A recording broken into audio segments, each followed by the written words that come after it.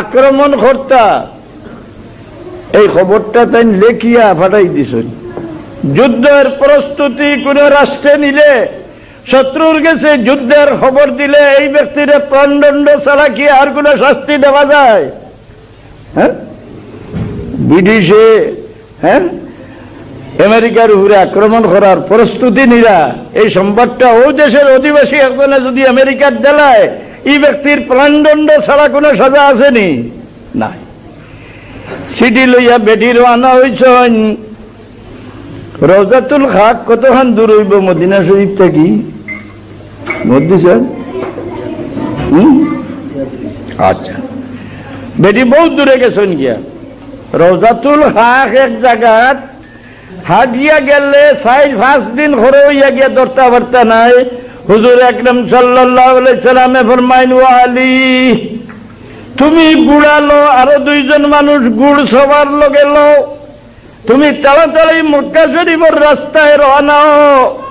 রওজাতুল খাক গিয়া ভাইবা একজন মেহলুক একটা সিডি লইয়া মক্কা শরীফ যার, এই বেটিটারে তুমি সিডি শুদ্ধা দরিয়া ফিরাইয়া আনো।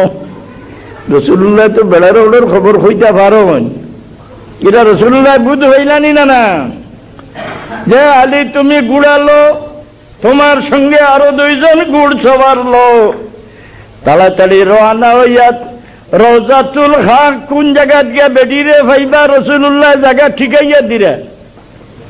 রওজাতুল খাক এক জায়গা, ও জায়গাতে গিয়া ভাইবা একজন বেটি মানুষ, এই বেটির কাছে একটা সিডি আছে, এই বেটি এবং সিডিটা দরিয়া ফিরাইয়া আনো।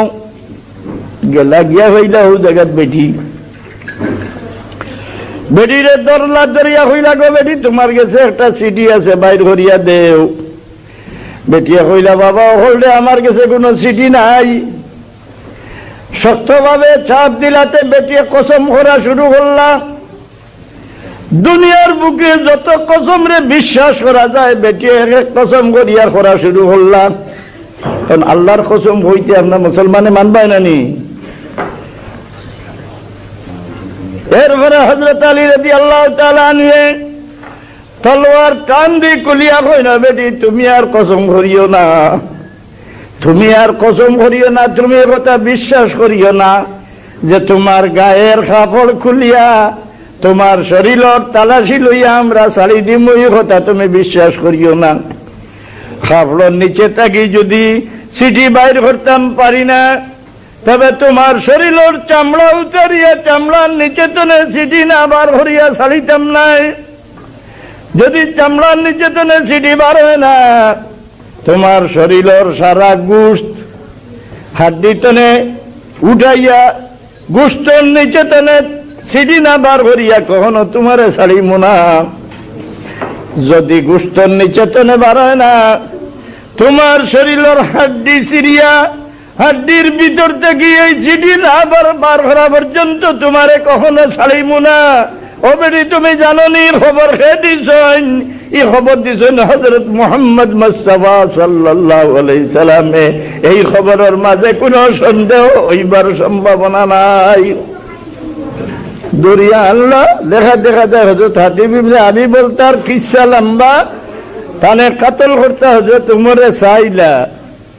রাসূলুল্লাহ ফরমাইন, ওমর খবরদার তুমি আগে বাড়িও না, তুমি জানো না নিয়ে আসহাবে বদরিনের মানুষ যেগুলো সম্পর্কে আল্লাহ ফরমাইলেছেন, মালুমা শিতুম কদ গফরতু লাকুম, হে বদরের যোদ্ধা হল তোমরার বাকি জিন্দেগি যা ইচ্ছা হয় করিয়া যাও, আর তোমরার মরণ পর্যন্ত তোমরা আমল নামার মাঝে গুনার কলম লেখা হইতো নাই।